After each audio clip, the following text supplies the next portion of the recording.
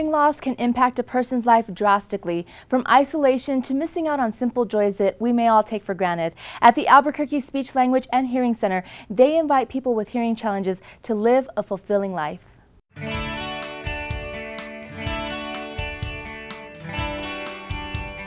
Good morning, Jacqueline. Thank you so much for having us here today. Thanks for being here. Of course.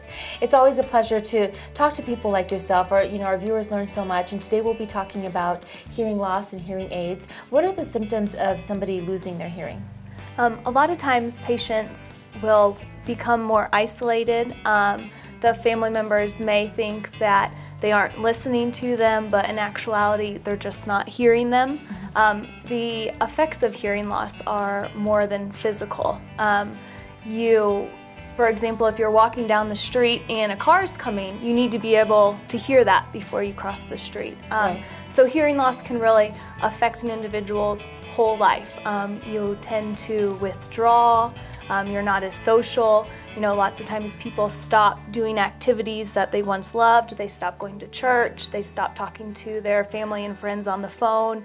And really they can just withdraw, and it kind of changes their whole lifestyle and their whole quality of life. People most of the time wait on average 7 years from the time they notice they have a hearing loss until they actually do something about it. Wow. So our goal here is really to get the patients in early, detect the hearing loss, and then hopefully do something about it. Fit them with hearing aids if it's appropriate for them, and then ultimately continue up with all their follow-up care. Excellent. So how do you go about fitting people? When they come in, we'll do a full diagnostic evaluation. We'll test their hearing. We'll also test their speech discrimination ability, which is a good indicator to us how successful they'll be with hearing aids.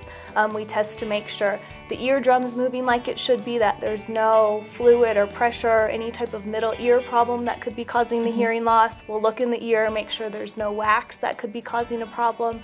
And then from then we really look at the evaluation as a whole to determine if they're a candidate for hearing aids or not. That's great. And Jacqueline, I understand that sometimes affordability is an obstacle for people who get discouraged. Yes, exactly. So tell us why they should have hope.